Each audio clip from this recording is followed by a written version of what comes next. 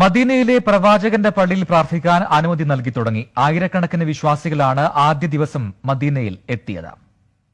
يا نبي سلام عليك يا رسول سلام عليك يا حبيب سلام عليك. പ്രവാചകന്റെ ജന്മം കൊണ്ട് അനുഗ്രഹീതമായ റബീഉൽ അവൽ മാസം 1 തന്നെയാണ് പ്രവാചകന്റെ ഖബർ സന്ദർശനവും ഖബറിടത്തോട് ചേർന്നുള്ള റൗള ഷരീഫിലെ പ്രാർത്ഥനയും വിശ്വാസികൾ പുനരാരംഭിച്ചത്. കോവിഡ് വ്യാപനത്തെ തുടർന്ന് നിർത്തിവച്ചിരുന്ന ഈ കർമ്മങ്ങൾ ഇന്ന് പുനരാരംഭിച്ചപ്പോൾ ആയിരക്കണക്കിന് വിശ്വാസികൾ മദീനയിലെ മസ്ജിദ് നബവിയിലെത്തി. സമ്മാനങ്ങൾ നൽകിയാണ് ആദ്യ ദിവസം വിശ്വാസികളെ ഹറം കാര്യവിഭാഗം വരവേറ്റത്. അകലം പാലിച്ച്, മാസ്ക് ധരിച്ച്, ക്യൂ പാലിച്ച് അച്ചടക്കത്തോടെ ബാച്ചുകളായി വിശ്വാസികൾ പള്ളിക്കകത്ത് പ്രവേശിച്ച് പ്രവാചകനോട് സലാം പറഞ്ഞു.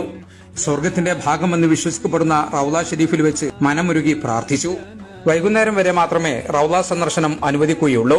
പ്രവാചകനോട് സലാം പറയാൻ ദിനംപ്രതി 11,880 പേർക്ക് അവസരമുണ്ടാകും. റൗളയിൽ പ്രാർത്ഥിക്കാൻ ദിവസം 1,650 പുരുഷന്മാർക്കും 900 സ്ത്രീകൾക്കും അവസരമുണ്ടാകും.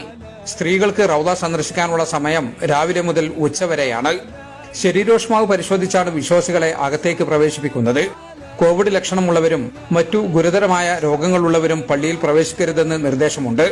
ഉംറയ്ക്ക് രജിസ്റ്റർ ചെയ്യുന്ന അതേ മൊബൈൽ ആപ്പ് വഴി രജിസ്റ്റർ ചെയ്താണ് മദീനയിലെ പള്ളി സന്ദർശിക്കാനുള്ള അനുമതി വാങ്ങുന്നത്. ജലീൽ കണ്ണമംഗലം, 24 ജിദ്ദ.